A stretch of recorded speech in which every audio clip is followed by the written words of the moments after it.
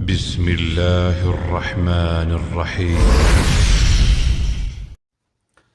اعوذ باللہ من الشیطان الرجیم بسم اللہ الرحمن الرحیم اللہم صلی علی محمد و آل محمد۔ آج ہم گفتگو کریں گے کہ حضرت نوح علیہ السلام کے زمانے میں کتنے بتوں کی پوجا کی جاتی تھی، کون سے وہ بت تھے کہ جن کی پوجا قومیں حضرت نوح علیہ السلام کرتی تھی۔ ایک طرف حضرت نوح علیہ السلام ہیں جو خداوند متعال کی بندگی کرتے ہیں، خداوند متعال کی پرستش کرتے ہیں۔ دوسری طرف قوم حضرت نوح علیہ السلام ہے، وہ کن بتوں کی پوجا کرتی تھی، کن خداؤں کو مانتی تھی اور کیوں مانتی تھی، خدا کے علاوہ باقی بتوں کو کیوں مانتی تھی۔ سب سے پہلے ہم گفتگو کریں گے کہ دیکھیں انسان خدا سے ہٹ کر دوسروں کو کیوں مانتا ہے، دوسروں سے امید کیوں لگاتا ہے۔ اس کی دو چیزیں ہیں، ایک نفع کی خاطر، مفاد کی خاطر، دوسرا خوف کی وجہ سے۔ تو بالکل اسی طرح قوم نوح علیہ السلام نے بھی خداوند متعال کو اس وجہ سے چھوڑا اور بتوں کی پوجا اس وجہ سے کی کہ ان کے پاس بھی یہ دو مفاد تھے، پہلا خوف تھا اور دوسرا اپنا نفع اور مفاد۔ خوف ایسے کہ اس زمانے میں جو طوفان آتے تھے، جو زلزلے آتے تھے، جو آندھی وغیرہ چلتی تھیں یا اور مشکلات آتی تھیں، تو ان مشکلات سے بچنے کے لیے وہ کیا ہے، ان بتوں کے آگے جا کے عبادت کرتے تھے، پوجا کرتے تھے، پرستش کرتے تھے، دعا مانگتے تھے، توبہ کرتے تھے کہ ہمیں ان سے بچا لے۔ وہ اس وجہ سے ہوتا ہے، وہ کہتے ہیں کہ کیونکہ یہ سامنے ہیں ہمارے، ہم ان کو دیکھ سکتے ہیں اور یہ ہماری محافظت کریں گے۔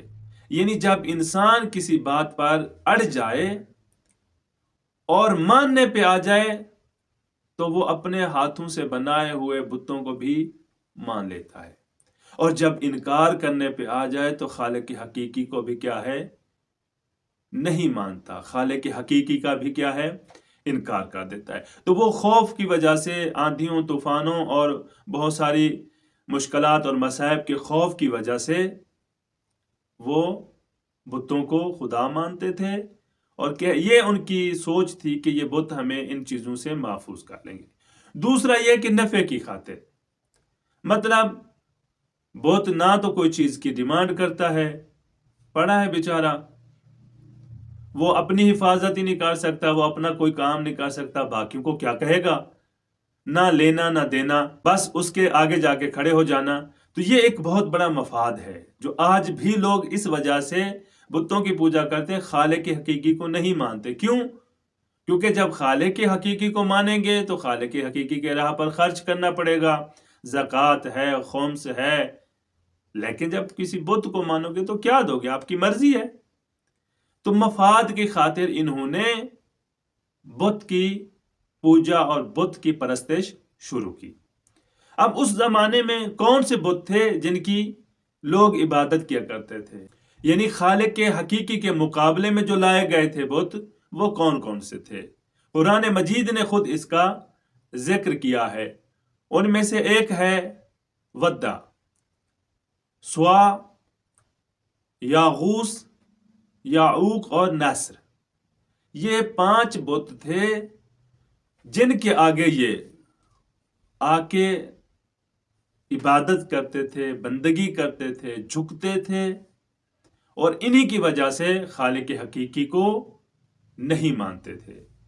لیکن حضرت نوح علیہ السلام اس زمانے میں اللہ کے پیغمبر مبعوث ہوئے، رسول بن کر آئے، اور قوم کو دن رات، صبح شام، ہر وقت تبلیغ کرتے تھے کہ جو اپنی حفاظت نہیں کر سکتا وہ تمہاری حفاظت کیا کرے گا۔ لیکن یہ لوگ بالخصوص حضرت نوح علیہ السلام کی قوم کے عمراء حضرت نوح علیہ السلام کا مذاق بھی اڑاتے تھے اور حضرت نوح علیہ السلام کی تکذیب کرتے تھے۔ لیکن حضرت نوح علیہ السلام کبھی ان کی تعداد سے نہیں گھبرائے، کبھی ان کے خداؤں سے، باطل خداؤں سے نہیں گھبرائے۔